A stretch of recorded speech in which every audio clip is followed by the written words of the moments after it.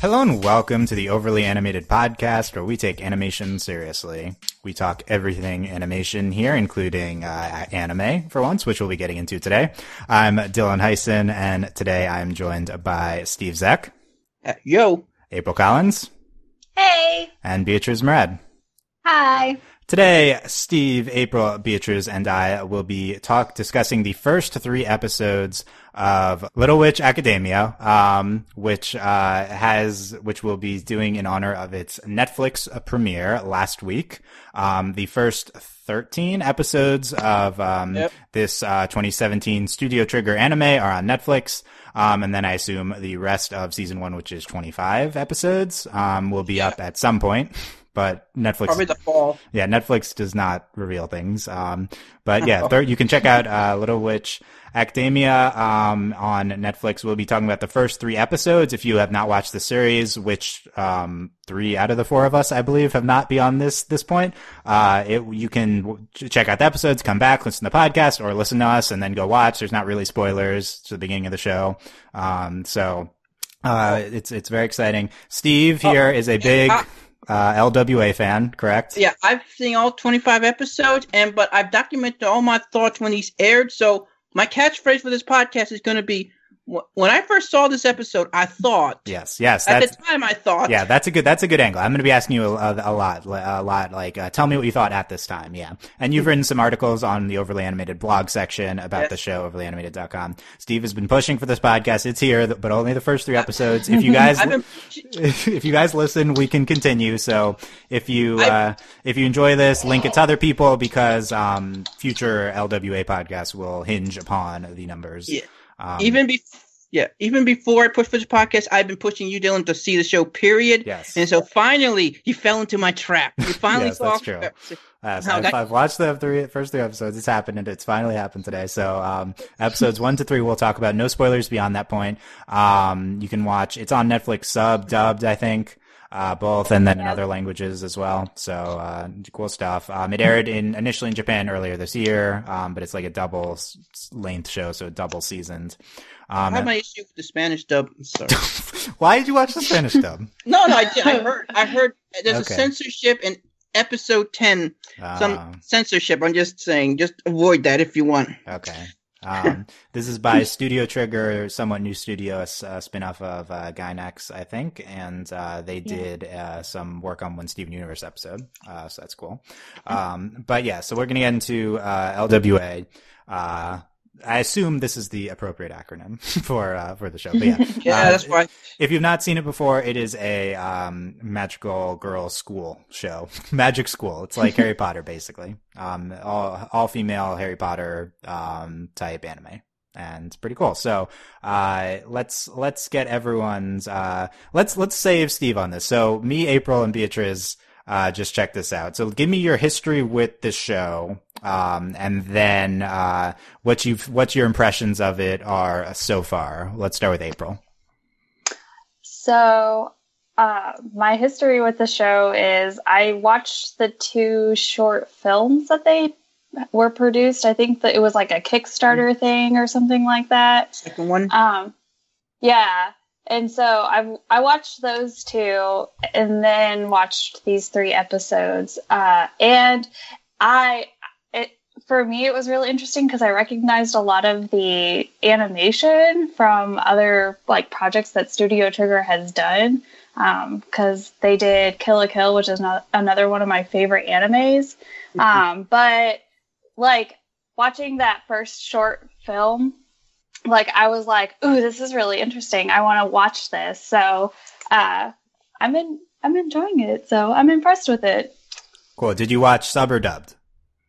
I watched subbed. Okay. Noted. We'll go around there. I forgot, Steve, give us our history, our brief history of this series.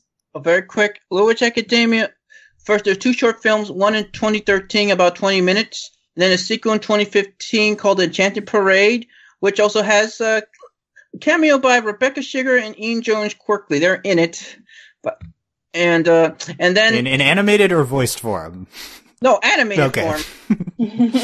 And then, because they're tight with Studio Trigger. Yes. And then 2017, there's the anime that we're watching, which is pretty much a reboot or kind of his own separate canon from the movie. So really, that's my brief history. Where would you recommend people start if they haven't seen the show? Just with this series? I think the series is a little bit better. I would, if I was you, I would watch start with the series, maybe watch a few episodes, and then in the middle, watch the first short film, and then watch a few more episodes when you get to like episode 13, and then watch the second movie, and then when part 2 of season 1 comes, just watch the rest. Okay, very extensive. But yeah, so this is a separate canon from the two short films, and this is presumably better, like a more complete version. But yeah, to follow Steve's advice there. Okay, Beatrice, history with this, initial impression, subbed or dubbed? Subbed. Okay. And basically same as April. I was a fan when it came out in 2013, that 20-minute episode. I was like very looking forward to it. I got it on like Blu-ray, and I had like my little like poster over it. Like I loved Studio Trigger. I love Kill la Kill as well. So it was really interesting to see, like, if anyone has ever seen Kill la Kill, they'll know that it's not a PG kind of story or animation. So I was really curious to see the how, like, it's just interesting to see how, like, that same style is placed in a more PG friendly kind of realm. I loved it. I have conflicting feelings because it is a reboot. I had no idea it was a reboot coming into these 3 episodes. So for the first like 5 minutes, my heart just kind of like dropped. And I was like, no, you mean that none of the things I love about previously matter? Like all these characters, I'm starting from scratch again? Are you kidding me? That's going to make you feel better. I think that in this world it's possible to have like multiple dimensions, so these two words can be canon to each other. Totally. Like, look, as I was watching, like, I understand why they, like, part of me doesn't understand why they did it, because the movie and the show and the episodes that we had before, those 2 shorts, like, they didn't really, like, say anything that really cemented, like, or, like, that restricted people. Like, I understand when sometimes, like, comic books have to be rebooted or, like, whatever, because it's just so intense and intrinsically complicated, these, like, histories, and, like, it keeps people from creating and having the freedom to tell new stories. So I get that. But I don't know. I was just like, there wasn't enough material anyway. Did you have to reboot it? Like, I get why, but why? Yeah, my impression is, from what Steve has told me, is that this is like a more complete version of the creator's like vision for the series. And also, which is fine. Also, I think they do change up a couple of characters a little bit. I mean, for example, Diana in the film, she's a little more snobby. She's still not a bad person. Yeah, and I love that. You wanted to water her down. I love that. Like, I love that bite to her. I was like, give me snarky Diana, and they just like, they just took it away. Well, the Diana in the film, I just think she's just in the film Sukune Diana. She's Sukune Diana, if you know that term. Yeah, so we'll get more into Diana, of course, and all these characters. Steve, what's your LWA history? Oh, well, believe it or not, I've seen it. I've been a fan for years. It's what I would like to say, but the truth is, I only heard about the show last October. I heard about it on another podcast when they were reviewing like the second film, and what it really interests me. So after that podcast, I went and watched the 2 short films, first in Japanese on Netflix, and then watched the dub version on Netflix. And then I waited, and then when the series came out in Japan, I watched it through. And then, of course, when it came on Netflix, I watched all 13 episodes dubbed, and I just watched the 3 episodes subbed just now to prepare for this podcast. What do you think of the dub? Dub's pretty good. Dubs are much better nowadays than they used to be, so... Yeah. It's very accurate. Yeah. I mean, it's not perfect to the Japanese. For example, I think Susie's laugh in the Japanese, it just cannot be duplicated. Her voice actress in Japan does this great laugh. And the English dub actress, bless her heart, she tries, but she just can't get that laugh. And it's a very hard laugh, so I don't blame her. Yeah, dubs nowadays. I also watch the subbed. I generally watch everything subbed, but if you're someone who prefers dubs, there's no reason not to generally watch anime dub now because it's so much of a higher quality. Yeah, and my history with LWA is Steve bugging me to watch it. I have not seen any of the short films or anything before, so this is my first time checking it out. I was like aware of it before. I keep up with like current anime news and stuff. And this is pretty popular. So yeah, I watched the first 3 episodes today. And I feel like we haven't gotten too much into initial impressions, but yeah, I think this is like a perfect type of series that I'd enjoy. I think Steve's totally right about that. This is Ruby done in a different way. There's the internet animated show Ruby. It's Harry Potter like, it's The Magicians, TV series and book like. It's a very popular concept of like a magic school, and it has all female characters, and it's another appealing aspect. And I thought the first 3 episodes are pretty good. I see a lot of potential for why the series could get much better. I didn't think like anything was like great. But it was, I think the characters are sympathetic, and particularly I like Akko a lot. And, I definitely see where this could go in terms of, if we get into deeper mythology and deeper characterization, it could be good. But, no anime really stands out right away, is what I'd say. And I think that it's good that we're reviewing 3. I think the rule of 3 episodes for an anime is a good one. But yeah, definitely give it a shot up to 3 episodes for anything you wanna check out, this included. Yeah. And episode 3 is like one of my favorite episodes of the early episodes. So if this is a one-off podcast, I want to make sure we cover episode 3. So originally we're going to do 2. That's why I pushed. Just do do episode 3. It's one of my favorites. Yeah, that's a good one. Yeah. So April, what are your some deeper impressions of the series? Anything that stands out to you from the show's mythology, from the episodes, characters? I know earlier Steve and Beatrice were kind of going on about how like they didn't necessarily enjoy that like it's like a reboot kind of thing, but I actually enjoyed that in comparison to like the short films that were put out. So I really enjoy that we're sort of like getting to know the characters, and like we're gonna like there's the potential to develop them and like develop these stories, whereas like with the films I felt very not overwhelmed, but I felt like I was very just sort of dropped into this world. And for me it was slightly jarring because I don't feel like it was necessarily executed well. I mean, I really enjoyed the short films.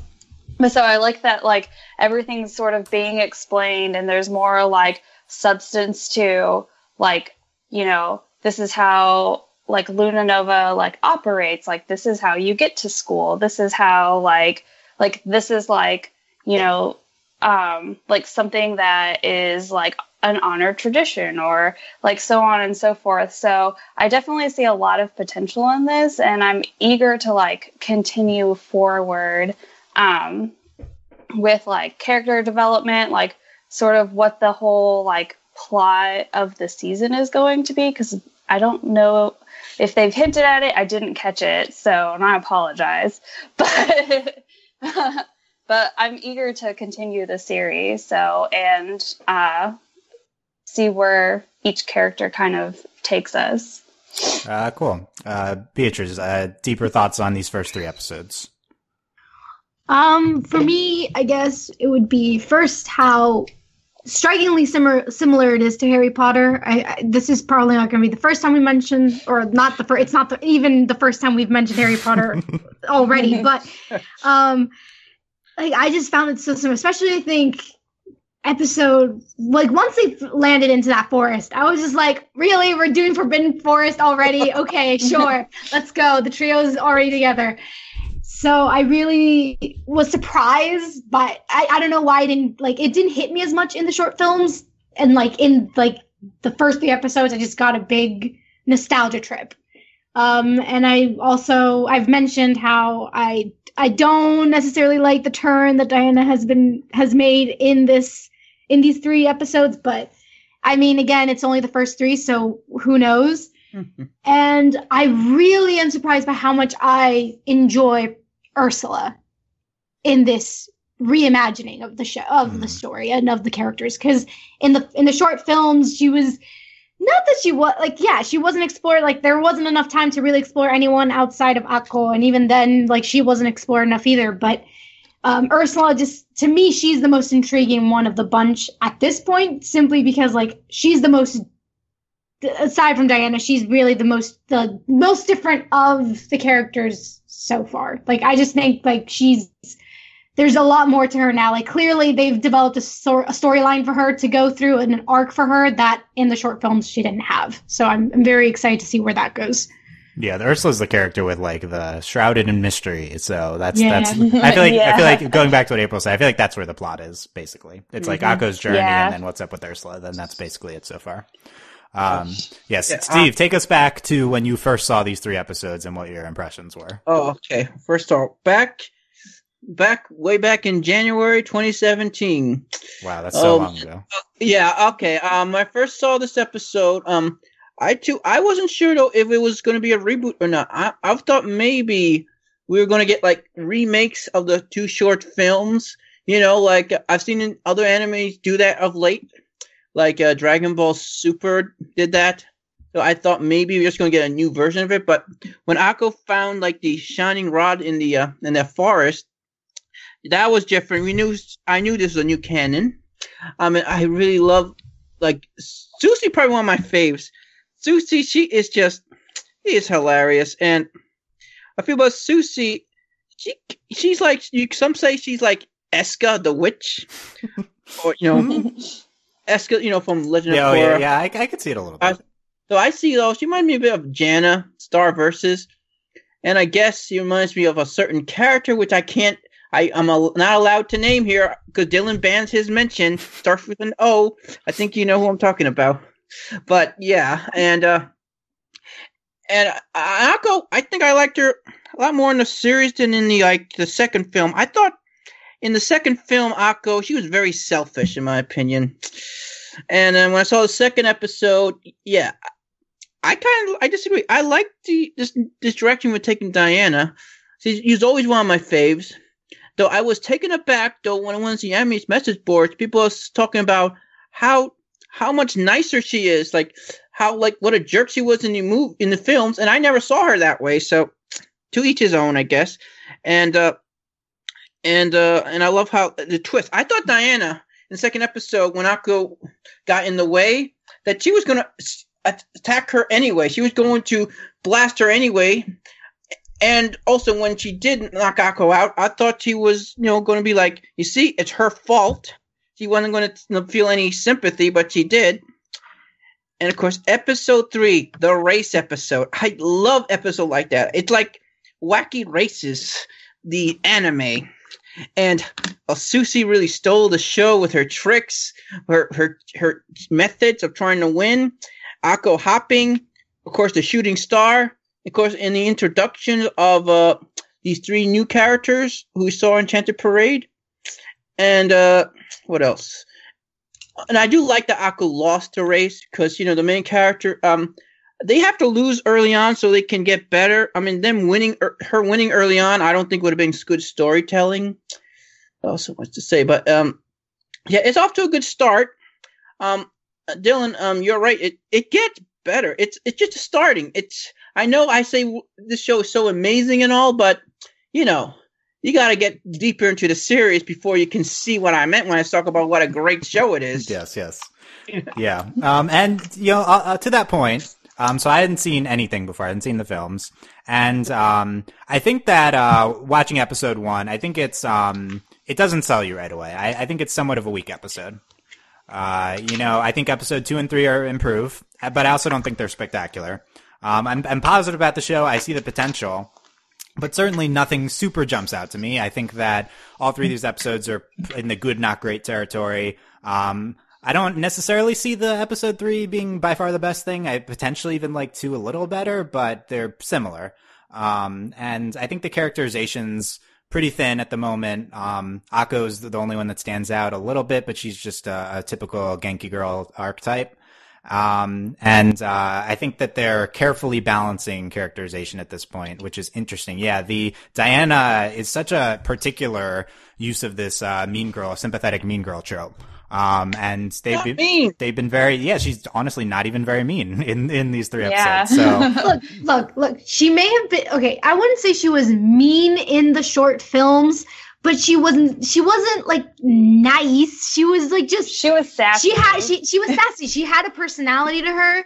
Where in this, she's in the first 3 episodes at least, she's a lot more watered down. She has a bit more like, she has, her morals are a lot more present, I guess, or at least more obvious. Whereas in the short films, she just, I don't know, she admits when she's wrong. She's that's still very much the same, but she just had a little bit of a bite to her that just let her stand out a little bit more that we just have not seen yet in the series. The true mean girls are her lackeys. Yeah, Anna and Barbara. Yeah, she's the popular girl opposing force. Basically, that's pretty typical. Basically, it's like the what is it? Here we go. We're gonna talk about Harry Potter some more, but it's kind of like that similar situation where like Akko is like Harry in the sense that like this entire world is new to her. Mm-hmm. Like it is, she, and what she does know, she is sort of discovering is kind of wrong. And so like the Diana is sort of the Draco. Yeah, Diana's Draco. Yeah. 100%. See, but I would argue she is a mixture between Draco and Hermione, and in the short film she was more Draco than Hermione, and in this film she's a lot more Hermione than Draco. If that makes any sense. In terms of the plot structure, 70% Hermione and 30% Draco. Well, before she was like 60% Draco, 40% Hermione.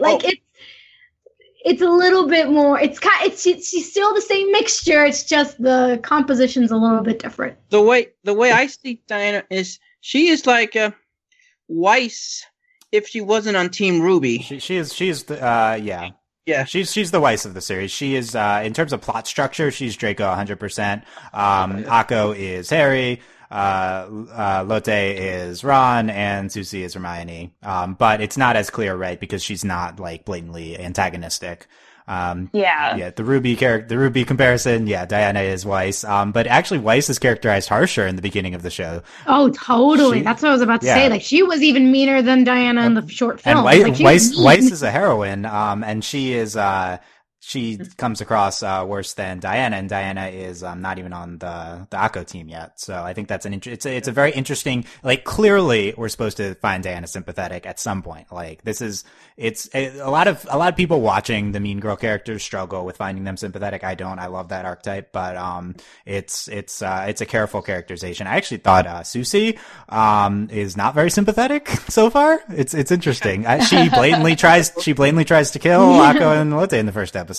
Yeah. She's basically. Well, that's Susie for you. That's who she is. She's a better version of the old character. I find Diana more sympathetic than Susie at this point. How about that is that a hot take, Steve?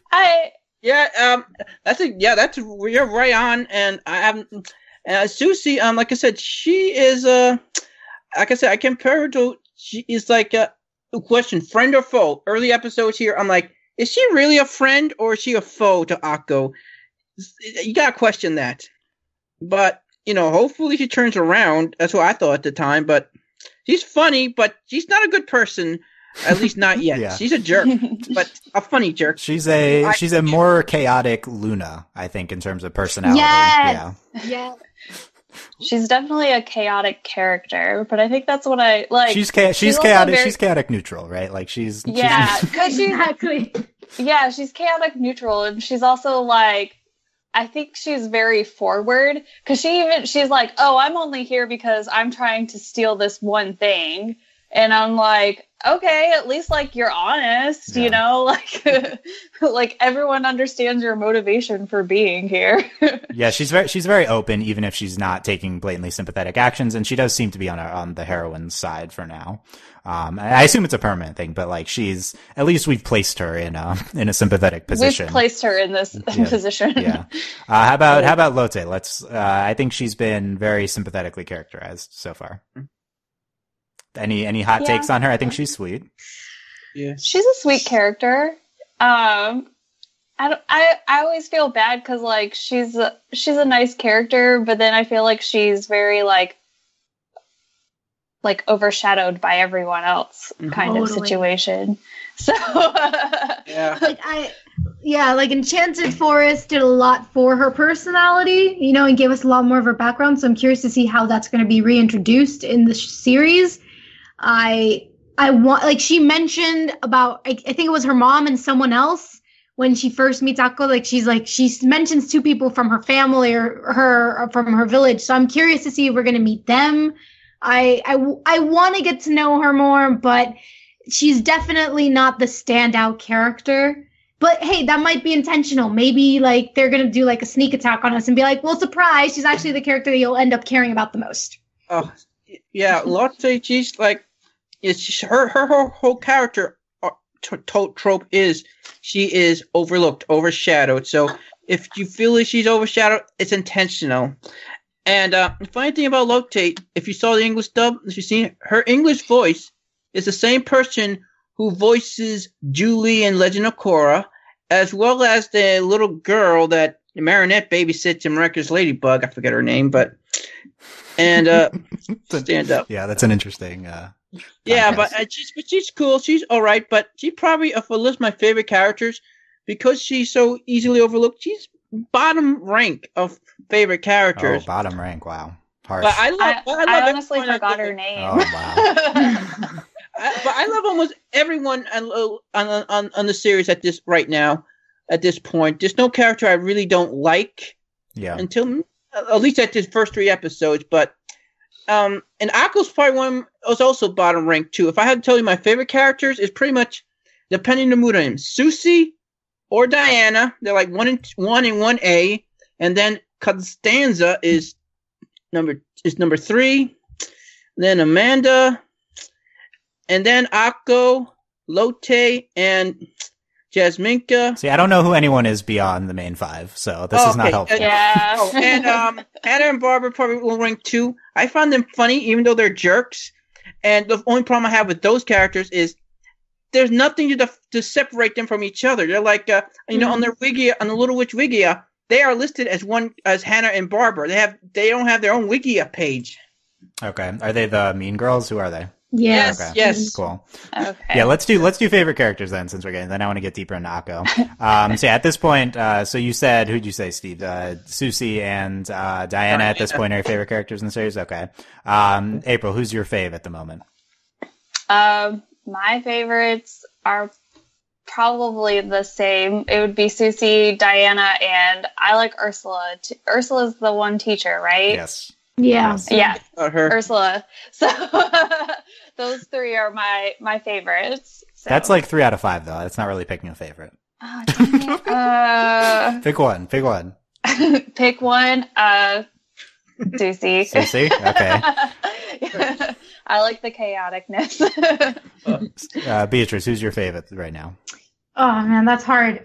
Because of all of them, it was always Diana for me.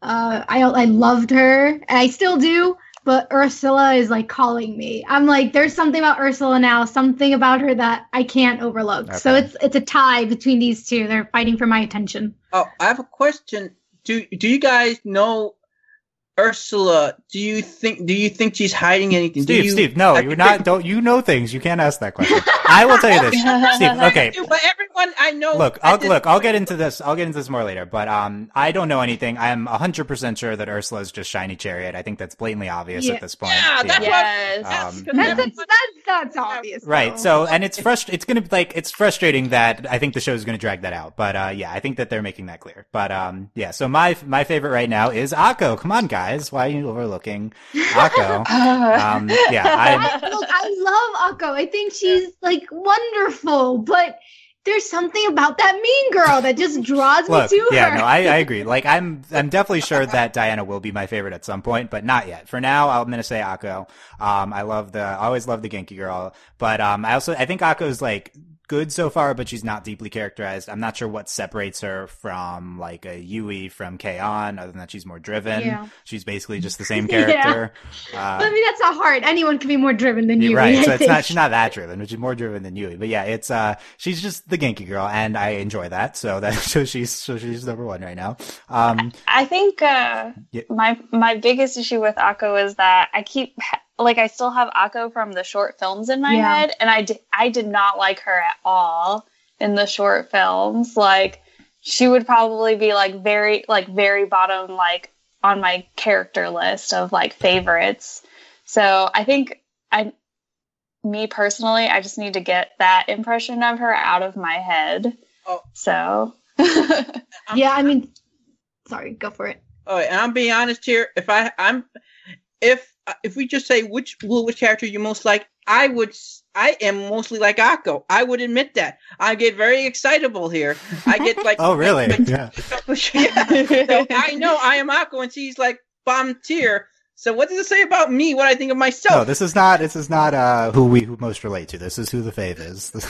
No, yeah, Akko is very much like in the short film. She was like unapologetic. Like, she was just like, you either liked her or you didn't, and she didn't care. She was gonna do her thing, and I really enjoyed her. I enjoy that aspect of her, but I also realized that doesn't work. That can only go so far. So while for like a short film, that type of caricature could work, for a long run, like, there's definitely going to be some growth. And I mean, I always liked her, but she's definitely going to have some maturing to do that. I'm excited to see how that will play out. So yeah, I think after these 3 episodes, Akko's just like the generic female anime heroine.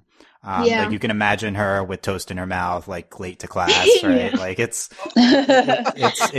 late. Totally. That would probably happen. But, I think she's good. They focused on her a lot. I think she's positive attributes. I think she's, very sympathetic. She's, she's like driven, confidence despite, all these obstacles. You want to root for her. I mean, I like her a lot. I think, one of the flaws at this point, holding this back at this point, 3 episodes in, which, obviously any series is going to have flaws at this point, is that, her characterization's pretty thin, and it's very heavily focused on this shiny chariot thing, which I'm like over already, honestly. It's only 3 episodes, but I want, I get it. You like shiny chariot. Everyone else doesn't, let's move on. Let's explore other aspects of Akko is my take. Yeah. And can I just say, like, when is Ursula going to start mentoring her? Like, the other teacher has been telling Ursula to mentor her for like the past 2 episodes, and they have yet to really like have a sit down 101. Like, hey, like, how are you doing? How's everything going? Like, do you need any help? You gave her the book. What do you think? Like, the one book, but like, I don't know. For me, mentoring is more like, she said she's your guidance counselor, and she hasn't done that yet. Yeah. Go ahead. Go. I was going to say, like, I kind of imagined it, like, whenever they're like, oh, yeah, like, you're going to, like, mentor her and everything like that. I imagine, like, these one-on-one sessions that we get to see. Yeah. Especially because, we're all predicting that Ursula is shiny chariot in disguise. But, like, so seeing, like, the dynamic between those 2 characters, because we haven't really seen them interact. And so I look forward to those interactions, I guess. Yeah. Yeah. Yeah, I agree. I think that we have a lot to get to with Ursula and Akko, and then a lot to get to with Akko's character. Here's another thing that I would like more fleshed out is the show's world. I think everything mythology-wise so far is pretty generic. The first episode we're introduced to these ley lines. I'm like, okay, this is like magical currents running through the earth. I've seen that a lot. Cool. There's broom flying, they didn't they said, their own phrase instead of whatever they say in Harry Potter for the broom, but it's, or do they, I don't even know if they say anything, but it's, we're going through these kind of tropey, Tia Flair. Yeah, Tia, all right, yeah, it's, we're going through all these generic, kind of magic, tropes, and it's fine. I think, it's well animated, it's well done and stuff, but I'd like some depth, basically. I would like to see something different too. Yeah. If that makes sense. Like, I feel like they're very much in that, like, it's a magical world with a magical school, like, and it has the same format. Like, everyone goes to class, they wear uniforms, like, they read books, they fly on brooms. Like, it's like, okay, like, how are you going to separate yourself from anything else? Yeah. So what's going to make you an individual? And I think the series can succeed by just being, a magic school type show. I think these are set up well at this point. Like, there's a lot of them. They do these type of stories do well. And it can just be a well done anime version of that. But it'd also be interesting to see some character plot depth from it, too. How about the, potential of romance? Would that be a good way to add depth to this show? I personally, at my time, one thing I liked about the short films, there was no love interest, like nothing. Just like Kill la Kill was the same way. There was no like love interest for the main character, at least no male love interest. Right. Well, there's no males in this world. There's like one guy at some point, like the shopkeeper. So. Oh yeah. Yeah. You know who he is, right? You know who he's supposed to resemble. Yeah. You said in that line he's like Chumlee from Pawn Stars. Yeah. Yeah. I think he's like Seuss from Gravity Falls as well. But my main ship for sure though is Akko Diana. Dynako. I've shipped that since I first saw the first short film. So that's my ship. Though what are the ships in the show, Steve? What do people ship here? Oh, the main ship, the fandom. Yeah. Most of the ship is Akko Diana. Okay. Some people ship Akko and Susie. Okay. And some Lotte and Susie. If I go to AO3, will I find any fix here? We can look. Perhaps so. And of course, one obvious ship, Hannah and Barbara, the two mean girls. They're like always together, and their names are like go hand in hand. And of course, and can I tell you something about the dude you saw in the opening? When I first saw this, I thought he was going to be a love interest for Ursula. And is that the case? We'll see. But he looked like, I really thought at the time, could be a love interest for Ursula. Yeah, I'm on archive here. There's the relationship tags. Over half of them are Diana and Akko. Yes. Okay. So, then there's Ursula and a character who I do not know yet. So interesting. Yeah. And then there's another character who I don't know in Akko. Looks like the straight ship. Thumbs down. All right, John. Can I just say? All right, look. Speaking of like romance. Especially like a pattern I find in anime is that whenever it is like kind of like a female dominant cast, usually the male characters tend to be completely like one dimensional, don't have much personality. There's like they don't really explore them a lot.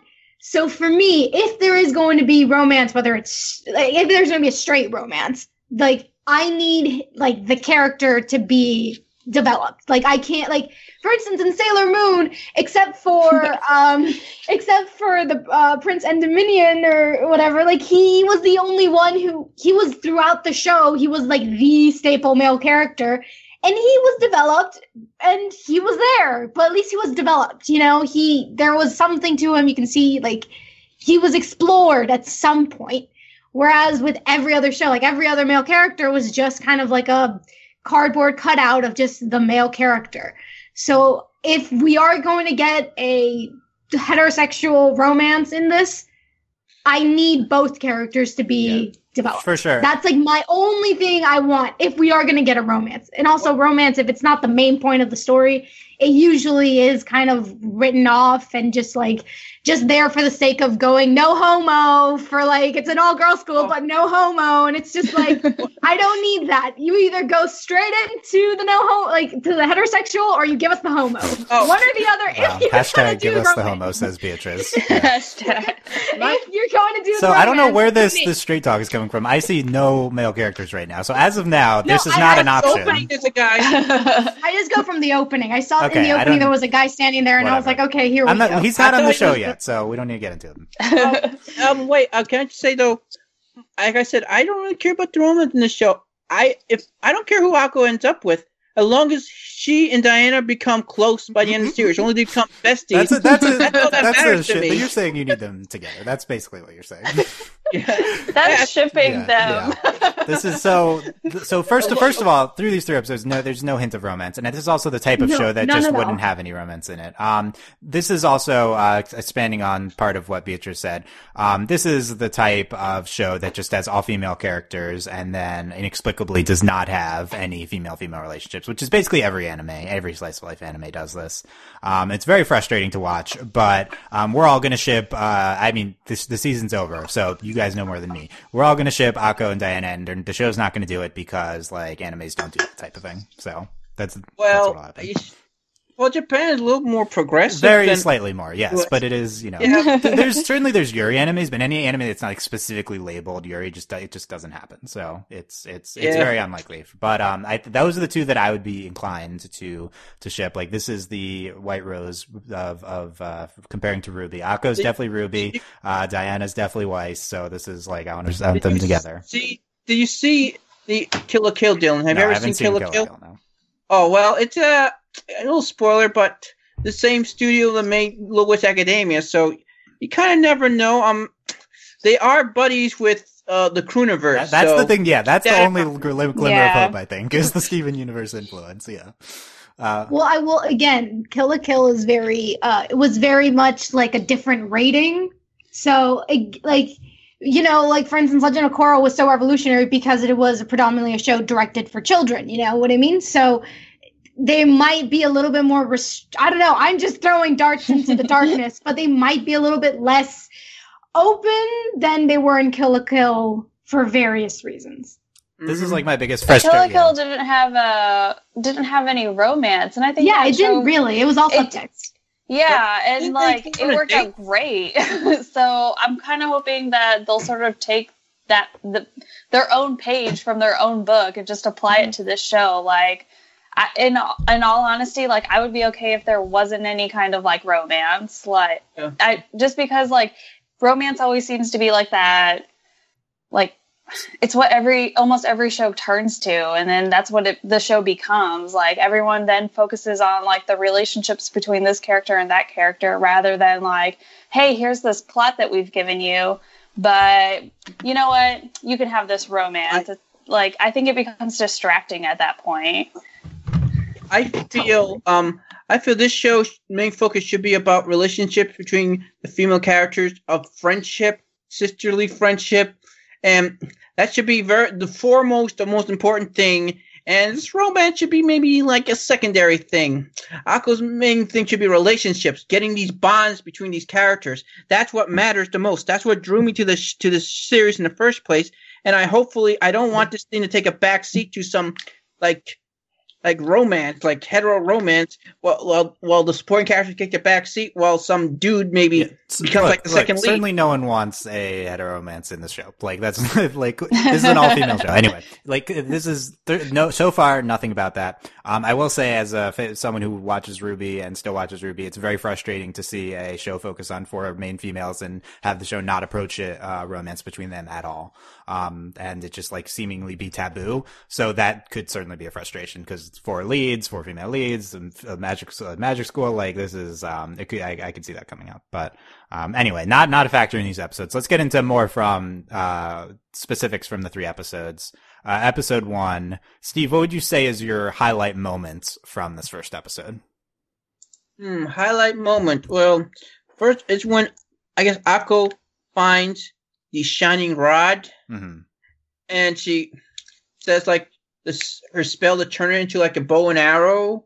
What's the name of the spell again? Does it really matter? Do I have to say? It doesn't matter. Okay, but that was an awesome moment. That's like one of my favorite parts. And them just landing in Luna Nova at the very end, I thought that was hilarious. I mean, they made a grand entrance, if I can say so myself. Yeah, I wish they got into that a little more, the reactions to that. Everyone's just like, yeah, okay, you're here. I guess that's what happened. They just accepted it. And Dylan, remember when I tried to start this podcast in the first bit, I said we had to at least cover the first 2 episodes because I felt first 2 episodes, it's like a pilot, a 1 hour it's like pilot. It's like a 2-part pilot. Yeah, even though it air in Japan different weeks in Japan. Yeah, you need the introduction to Diana in episode 2. I think that's a big part Yeah. of it. Mm-hmm. I think that the first, you have a lot of good Akko moments in the first episode. You have just Susie being like kind of like a terrible person. Susie. Yeah. And then I like the cockatrice. I think that's an interesting mythology creature choice. I loved it. And then we have Ursula coming at the end. Yeah. And anything that stood out to you from the episode, April? I mean, in all honesty, not really. Like, it sounds terrible to say, but they're very, like, it's very much like a, hey, this is a pilot kind of thing. Like, here's some characters. And so, I mean, I liked the cockatrice? Yeah. I thought it was a very interesting monster for them to have to face. And that the reason why they end up there isn't it because of Akko had, like, plums or something in her bag? I don't remember. Like pickled plums, yeah. Yeah, so she had those in her bag, and so that somehow made them end up in the forest. Salt screwed with the ley lines, yes. Yeah. So, but yeah, I mean, am I allowed to just be like, there wasn't really anything I that agree. stood out too much? That's like, fine, yeah. I forgot to mention. I keep forgetting this. The most important part of the episode, I think, the first scene, the flashback, the Shining Chariot show. Mm-hmm. Yeah, I think Little Akko is adorable in that, and it's interestingly animated. So I think anyone knows anybody else there? Like, just Little Akko is the only one who was there, right? Nope, I'm not. No, I didn't notice anyone, so don't spoil. I didn't either. So knows about I didn't notice. I wouldn't be surprised if Diana was a closet fan. Like that's obviously that's the type right? Like that's the trope, you know. So I would. But she's in the show. You gotta watch this thing again. Okay, so spoils. Yeah, you're not supposed to. I don't know, but yeah, Diana's there. That's not surprising. That was in the scene. Everyone. Okay. Yeah, but obviously that's what they would do. Diana would be a closet, even because Diana is the most anti-chariot. Yeah. Okay. We had the Akruchurus Forest. Yeah. What I didn't like was that they're like, oh, this is the most dangerous place, then we instantly go there. And yeah, it's like, okay, interesting. Right into the Forbidden Forest. Yep, getting detention. So go to the Forbidden Forest for your punishment. Like what? Yeah. But yeah. That was what stood out to me. It was interestingly designed though, and I thought there was some interesting. The plant thing was interesting. I like the design of the forest. How about them being roommates at the end? I think that's unrealistic. I don't know why you would pair them together. Yeah. Maybe the teacher wanted to have the 3 trouble students in one place. Just put them off into a corner. Yeah, don't have to deal with them. Yeah, so they can make more mischief. Of course, that would never happen. But no, I just found it interesting that Susie wasn't originally going to be a student, and then she just decides she's going to stay. And it's like, okay, then I thought you just wanted to steal something, but now you want to stay. Yeah. Now you're just here for the because for the mushrooms. You're here for the mushrooms. What does it say about her parents? So they're rehearsing for her parents. You could just do that, and you know, her parents would be like, whatever, cool with it. Just on a whim, move to a school, to a dorm. I hope that we get more like family in this series. I hope we get like a more familial presence, because a lot of times with these, like, oh, we study at a boarding school and the parents are just absent, like we never get that, and I want that sort of relationship to be explored. Like, you know, how does a family that isn't magical send their daughter to a magical school? How will they feel about it? Like, you know what I mean? Like, I want to see that more, or at least I hope we do. Yeah, I want to see Akko's parents for sure. That's high on my list. I personally to watch the first scene again. Her parents might be sitting next to her, because I see like one woman next to Akko that might be her mom, and some dude with glasses that might be her dad. But this is what I thought at the time when I saw the show. Okay, so this is not spoiled. This is what I thought at the time. Yeah, they could be there. Yeah, they would make sense there in that scene. Her Muggle parents. I'm surprised I haven't said Muggle yet. Yeah, we need to say. What is? We need to embrace What's the Harry? Or no Madge. No Madge. We could just No call Madge. What's the Harry Into Potter Blue term on. for what Akko is? She like She's A mudblood. mudblood. Yeah. Not that. No, that's boring. Okay, mudblood. Like, why do we have to go that's there? the term. Oh, But her it's a slur. Yeah. Yeah. So okay, let's. Can we respect the Muggleborns that are listening, please? Like, no slurs. Beatrice is like, how dare you talk about Hermione that way? Like, I'm not talking about Hermione. I'm talking about yeah, Akko. Akko, jeez. How dare you talk about Aqua? Okay, let's get into episode 2. I love the climax of episode 2 with the Papi Odias.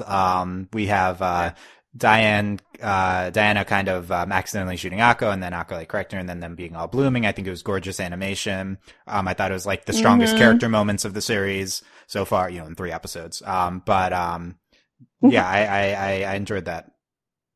Yeah, and I think that was the first time that we see a character in either the films or the series like get injured.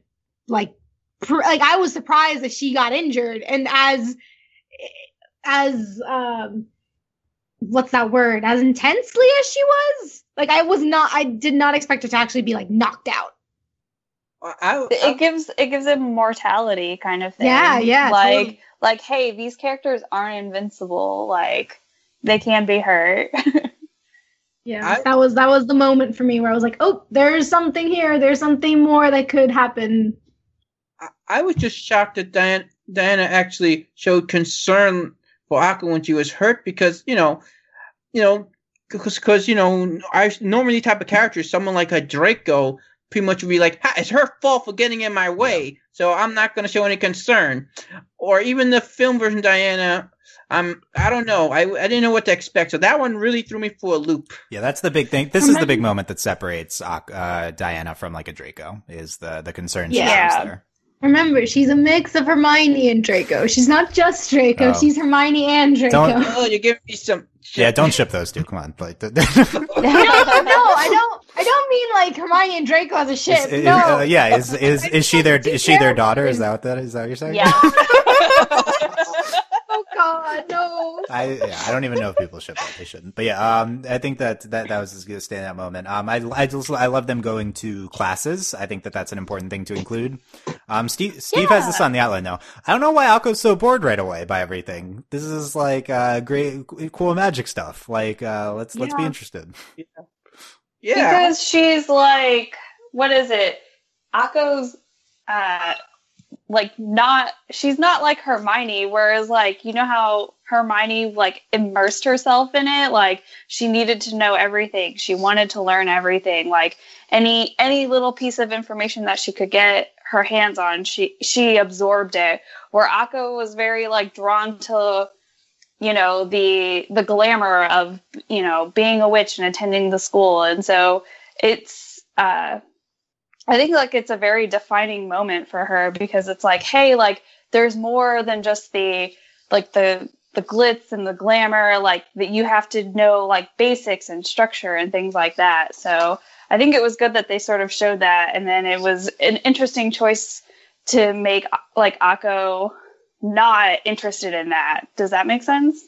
No, yeah totally. I think Akko's like the best analogy I have for her at this point is she's like an anime fan learning about Japanese culture and being like, oh, but it's not like anime. I'm not interested. You know what I mean? Yep. It's kind of like that. And it's just like, I don't know. I think that's like really like an interesting take on the ingenue being introduced to a magical world where she's just like, I want to go do like the fun stuff.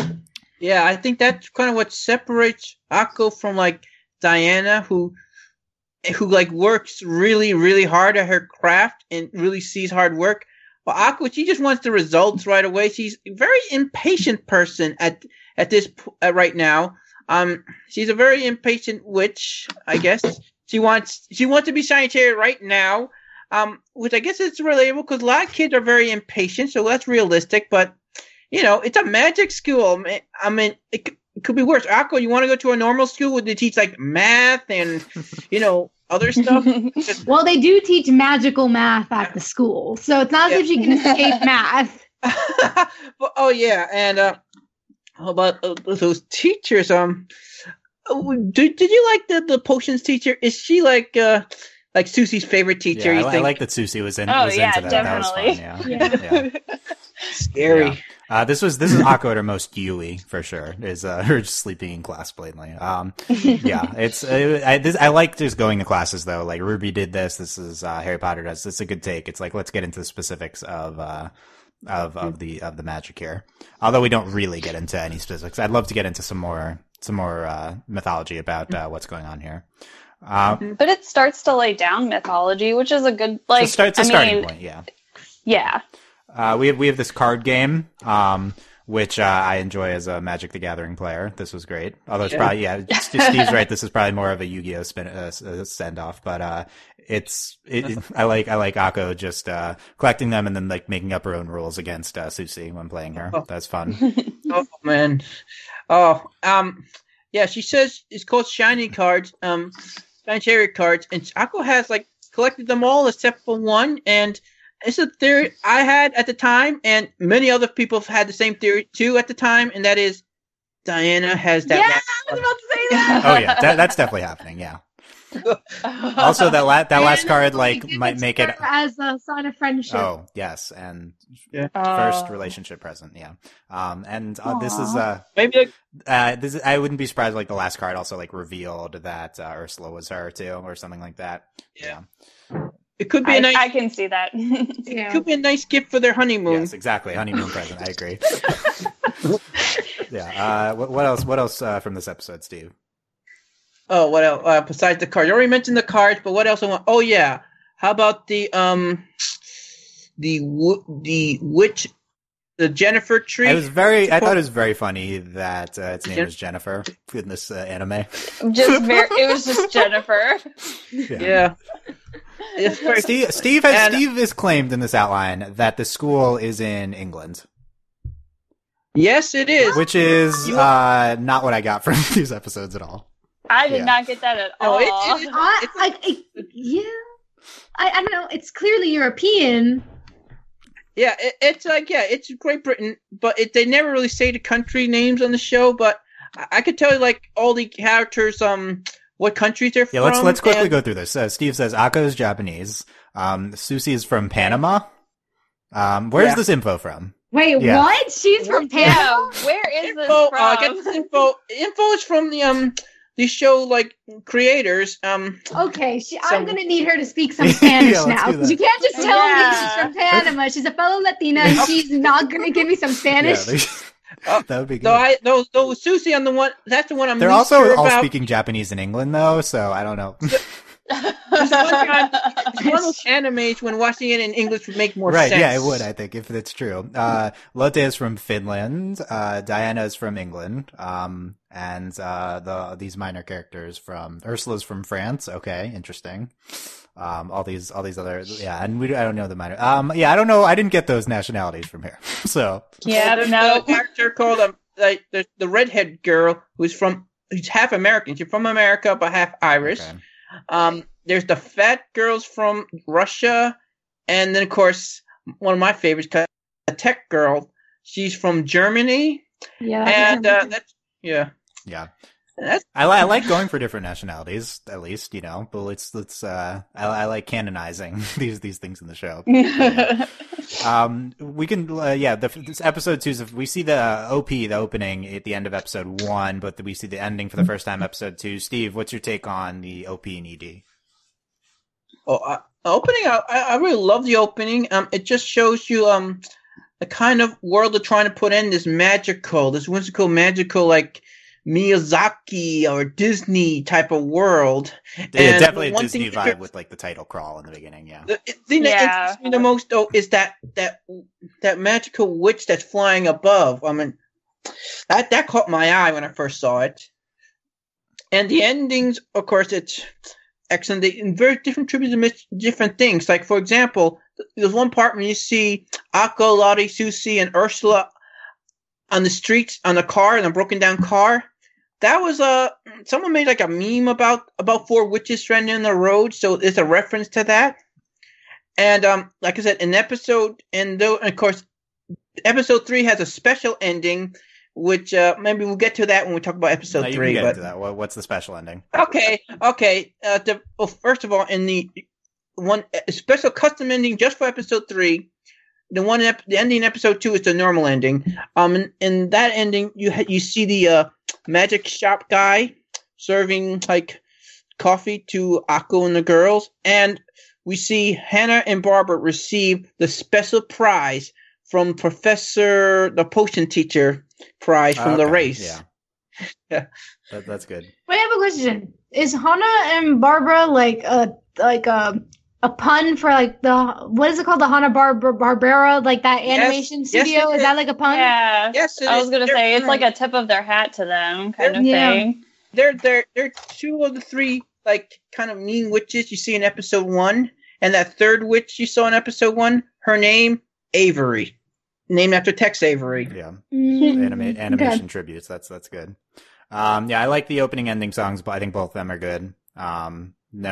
Not stuck in my head yet, but we'll see if we keep going. I was like, it hasn't been stuck in my head yet. Also, don't click the skip the intro button on Netflix. You always have to watch the anime opening. That's my rule. Always watch it. Every episode. Yeah. I got really mad because my Netflix was automatically doing it, and I was like, "Is that a setting? Can you set it to automatically skip it every time?" Yeah, ooh, I didn't know that. And yeah, so it's good for shows like that always like start with they don't have an opening sequence, and then it'll automatically skip to like where the show technically begins after the title. Yeah, it does that sometimes too. And so like mine was doing that, and I was like, "Hey, no, wait, stop! I need you to cut that out." Like, Why anime openings is like so much more intricate and everything than US credits. So always worth checking out. Episode 3, this broom relay race. There's so much going on here. So many characters. There's very much going on in that episode. Can we all try and read that name? That name of Constance? Yeah. Can we all just try and give it a shot? I don't. Do they say it in the episode? I don't think so. Yeah, they do. Like, she says, that's like hard and for she's like, coverage. wow, that's a headache for an announcer. I like that. The announcer. Oh, I love her. Constance Amelie von. Yeah. Oh, let me go look it up. Let me go read it up. It's very German. Yeah. Albrecht. Yeah. Oh yeah. Yeah. Wait, it's fine. It's fine. We're not gonna say it. We're not gonna get it right. But yeah, we have the relay. I like that Akko loses. I think that's good. Although I think it's like. I think this whole logic of this episode is very bad because I don't know why they can get away with everything that they're doing. No, right? No, you can't get away with not having the ring. That's the one rule, right? That's yeah. You have to have the relay. But why is Susie able to get away with sticking them to the is this just like street racing? Like you just know. Apparently, because I felt like there should have been more rules, and we're breaking all of them. Yeah, and we also had the shop. We had the broom that can fly forever, which didn't really go anywhere. I mean, it took off, but plot wise, and it's it's a lot. Like this episode's definitely trying to do a lot of things, and I think it came together way better than I thought it would. I think it ends up being pretty coherent, and it has a pretty interesting ending with Akko getting second. What stands out to you, Steve? Well, first of all, the Luna Nova News, LNN. Yeah. I love that type of those characters. The way it looks, they look so hilarious. And also, of course, the introductions of Amanda, Constanza, and Jasminka. And I told you there's going to be some comparisons, but just me, Dylan, or Amanda, she looks a lot like the leader of the Derbitants. Mei Ling. I like it. Later the Derbitants from Powerpuff Girls. Yeah, it's good. It's a lot of these characters. We're stopping after episode 3, so it's not clear who's important, of everyone we're seeing, but, we're introducing a lot of people. The news, much like the Quidditch announcers, were everything from from Harry Potter transferring over. And Yeah. I like the magic shop. I like Akko being like, this is a cafe. Like, I think that's like a kind of a funny anime joke. Yeah. Fun. I also love Susie's training when she gets focused. All the stuff she did to poor Akko. Yeah. Oh, you have this outline. I forgot about this. The Sorcerer's Stone, speaking of, Harry Potter, is the source of, I wasn't clear if it was the source of all witches' power, or if it was the source of the school's magic. The school's magic. It's not really clear at this point in the show. Clear. I could tell you. Yeah, don't spoil it. It's the only thing that would indicate the school's magic is they go into town, and it's like you can't use magic here because it's far away. They go into the town, which is I'm blanking on the specific Harry Potter names, but the town next to Hogwarts, So, so it's where's the butterbeer, like etc. Hogsmeade. Hogsmeade. Yeah. Hogsmeade. This is different from Harry Potter in that the so-called Muggles, they know about the witches. This is more like is that true? Yeah. Like, I wasn't clear on how much they know about witches. No, yeah, it's clear they have a magic shop right in town. It could be like In Disguise, Diagon Alley type thing. All right, maybe. Okay, fine. But of course, if you all saw the films, you would know what the answer is. At the very least, like, there's like the shiny chariot shows, so that's But it's like they're like, oh, she's just like a street or like a magic performer or something. So it could just be. Let's all go to Vegas and watch they could just play it off as like Earth magic, yeah, maybe so. You're right. That could be the case. Okay. We're being very vague about a lot of things, but we're expanding like to the town and stuff. I like that. Any standout moments, April, to you? I like the only thing was I really enjoyed that, like, Susie's clever solution to Akko not being able to like fly on a broom, and that was to make it hop. Yeah. I really enjoyed that. I was just like, that's really clever. Like, she's technically riding the broom, so I'm okay with that. Like, but I remember being really annoyed when Akko was trying to fly the, what was it called? The shooting star or whatever. And the entire time, like, they're making it seem like, oh, Akko's actually controlling it. And I'm like, no, she's not. She's not doing anything. She's literally just riding that broom. Like, I'm surprised we ended like without Akko being able to fly, right? Yeah, that was the other thing too, was like, I had kind of hoped that like this would be the like Akko learns how to fly, but in the end it's like, nope, she still can't do it. Like, and that's that. So this is episode 3 of a 25 episode anime. Yeah, we have to go slower. It's a double length series. That's true. Slow your ropes, April. Like, yeah, we had on the outline. We have Diana saving Akko like from the. There was like the statue thing. Was that this or was that last episode? But what it was? Diana like gets her on the broom. Yeah. Or she like it's like, and then like Akko overtakes her later or whatever. Yeah, and like repaying her debt. Yeah. Another like nice Diana moment. And she's legitimately concerned like about her injuries. I thought it was real when she said you should get to nursing, tend to your injuries. I didn't think she was being sarcastic or just just pretending to really care. I thought you really meant that. Yeah. And can I just say, like, okay, there was like a moment in the race where Akko's trying to control the broom, she's not controlling it, and it takes her up to like to an airplane, and she waves at the or I don't know if she waves or not, but there's like an airplane, and she's like right in the broom next to it, and she falls. But she goes to like an ocean, and then I don't know, she travels a big distance, but then she falls, and so she's suddenly back at the school. There's just this like kind of little continuity error where I'm just like, when did you get back? Like, you clearly traveled miles. I think like the implication is that you went like halfway around the world or something, maybe full way around. Oh, okay, all right. But the other thing that I guess that's also confusing about that is because in the first episode they're like, oh well, the only way you can get to the school is if you ride the ley lines, and this race is it? Yeah. So then like it just gets me like to question like, okay, if I have to take the ley line to get to like the school, how is there also a like town next to it that's filled with, I'm going to say, regular humans, and You have the Looks like solution? yep, Because yep. then she like takes the broom and she's flying all around and I'm like, okay, where exactly are we again? Because I'm lost. I have figured it out. You guys, the answer, get this, magic. What? Wild concept, guys, but that's it. Yeah, true. That's that we can kind of just explain things with that. Yeah. So yeah, that's I think that's most things from episode 3 here. Yeah, good, a lot to cover, a lot of good stuff here. Let's start to close things out. What give any takeaways? What are you looking forward to seeing in the future, Beatriz? I'm looking forward to just more development of the characters and the world, because again, this is the first 3 episodes.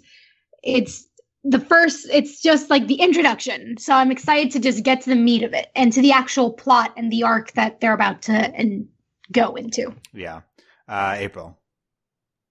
Yeah, I'm just gonna slightly piggyback. I'm interested to see what the actual plot is going to be and how it pertains to Akko. And again, I'm ready to, learn more about the characters, and I already have a feeling Diana's gonna be my favorite by the end of it. So I'm just preparing myself for it. That's good. So, yeah. Steve, I'll just say what I thought at the time. Okay. That's all. Okay. What I'm most looking forward to though is hopefully get Akko and Diane just become closer. Yes, That's what at the time I was really looking forward to, and learning more about the world in general. That's what I was hoping for at the time, and hopefully that happens. Yeah, I definitely like a lot of potential here, a lot to get into character wise, plot wise. Any depth to that is what I'd be looking forward to. Steve, here's your time. What have we not talked about? What do you want to get in here? Last chance. Okay, last chance.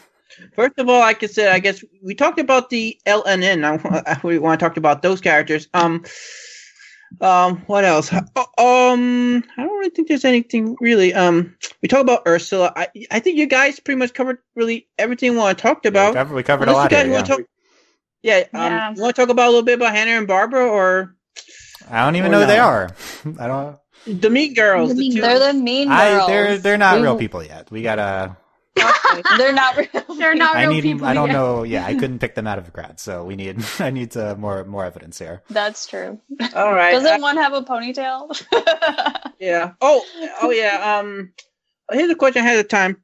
Doesn't one of Cherry's teammates look like the dark-haired Mean Girl? Leading question, Steve. Again. But that's what I thought at the time. Not spoilers. This is what I thought. I didn't notice that. No, but it could be. Yeah. Yeah. Good. Leading Steve questions. Okay, there you go. This is our. Let us know what you thought of these first 3 episodes of the series as a whole. Would you like us to continue to cover it, please? Because as of now, no future LWA podcast scheduled. If you'd like us to do more, comment, link it to other people, get them to listen, stuff like that. You can comment on YouTube, on our website, anywhere overlyanimated.com.